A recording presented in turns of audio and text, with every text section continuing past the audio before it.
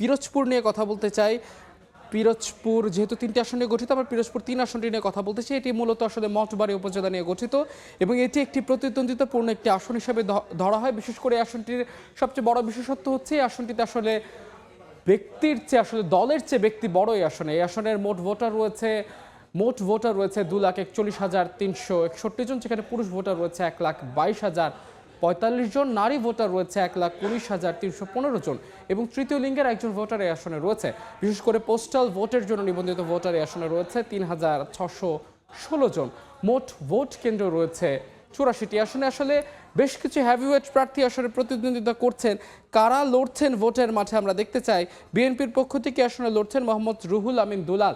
তিনি পিরোজপুর জেলা বিএনপির সদস্য, একই সঙ্গে তিনি আসলে মঠবাড়িয়া উপজেলা বিএনপির সেক্রেটারি হিসেবে দায়িত্ব পালন করছেন। তাকে টেক্কা দেওয়ার জন্য আসলে শাপলাকলি প্রতীকে লড়ছেন এই এনসিপির জেলার যুগ্ম আহ্বায়ক শামীম হামিদি। তিনি লড়ছেন ইসলামী আন্দোলন বাংলাদেশের সদস্য, তিনি হাত পাকের প্রতীকে লড়ছেন রুস্তম আলী ফরাজি এবং এবি পার্টির পক্ষ থেকে একজন প্রতিদ্বন্দ্বিতা করছেন মাশরেকুল আজম রবি এবং এছাড়া আসলে আসনে লড়ছেন ফুটবল প্রতীকে তৌহিদুজ্জামান, তিনি স্বতন্ত্র প্রতিদ্বন্দ্বিতা করছেন। এছাড়াও লড়ছেন করিম শিকদার। আমরা একটু এই সম্পর্কে আরো বিস্তারিত জানতে চাই। আসনটি সম্পর্কে জিয়াউল হক, আপনি নিশ্চয়ই আমাকে শুনতে পাচ্ছেন, আপনার কাছে জানতে চাই এই আসনে আসলে বেশ কিছু প্রার্থী হয়েছে, কিন্তু বিশেষ করে যেটি জানা যাচ্ছে যে জামাত এবং বিএনপির মধ্যে হাড্ডাহাড্ডি লড়াই হওয়ার আভাস পাওয়া যাচ্ছে। মাঠের চিত্র আসলে কি বলে, বিস্তারিত জানাবেন আমাদের। ত্রয়োদশ জাতীয় সংসদ নির্বাচনকে ঘিরে পিরোজপুরের 3 আসনে একটি উৎসব মুখর পরিবেশ বিরাজ করতেছে। নির্বাচনের দিন যতই ঘনিয়ে আসছে, পিরোজপুর 3 আসনে প্রচারণায় ভোটের যে একটা নির্বাচনী যে আমেজ এটি বিরাজ করতেছে। পিরোজপুর 3 আসনে 6 জন প্রার্থী প্রতিদ্বন্দ্বিতা করলেও এখানে মূলত 3 জন প্রার্থীকে মাঠে দেখা যাচ্ছে। এখানে আসলে ত্রিমুখী একটি প্রতিদ্বন্দ্বিতা হবে এমনটাই প্রত্যাশা করতেছে এলাকার জনগণ।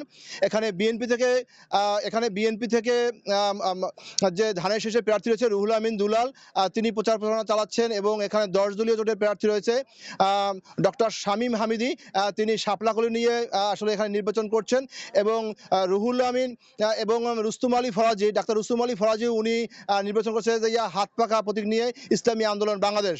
তো সব মিলিয়ে বলা যায় যে এই 3 জন প্রার্থীর প্রচারণা আসলে মাঠে দেখা যাচ্ছে। এছাড়া অন্য যারা প্রার্থী 3 জন রয়েছেন তাদের প্রচারণা তেমন একটা দেখা যাচ্ছে না। তো এখানে ভোটারদের সাথে কথা বলে জানতে পেরেছি, ভোটার আসলে বলছেন যে এই যে একটিমাত্র উপজেলা মঠবাড়ি উপজেলা যেটি নিয়ে পিরোজপুর 3 আসন গঠিত, এখানে বিগত সময় তেমন উন্নয়নমূলক কর্মকাণ্ড হয়নি এবং এটি একটি নদীবহুল একটি উপজেলা, বিভিন্ন জায়গায় নদী রয়েছে, ভাঙন রয়েছে।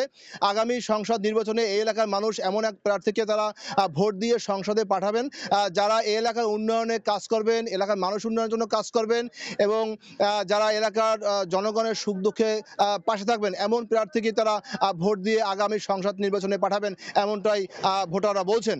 সব মিলে বলা যায় দিন যতই ঘনিয়ে আসছে, প্রচারণা বাড়ছে, উৎসবমুখর পরিবেশ তৈরি হচ্ছে এবং প্রার্থীদের ভিতরে, ভোটারদের ভিতরে একটি উৎসবের আমেজ বিরাজ করছে।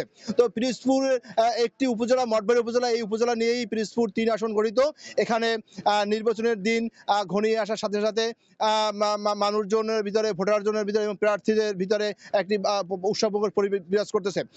প্রার্থীরা দিন রাত বিভিন্ন পাড়া মহল্লা, রাস্তাঘাট, দোকানপাট, মানুষের কাছে দাঁড়িয়ে ঘুরছেন ভোট প্রার্থনার জন্য। তো এই ছিল পিরোজপুর 3 আসন থেকে আমার কাছে ভোটের সর্বশেষ। অসংখ্য ধন্যবাদ। সহকর্মী জিয়া যেমনটি জানাচ্ছিলেন, আসলে সেখানকার ভোটারদের প্রত্যাশা এবং প্রার্থীদের প্রতিশ্রুতির কথাই জানাচ্ছিলেন সহকর্মী জিয়াউল হক।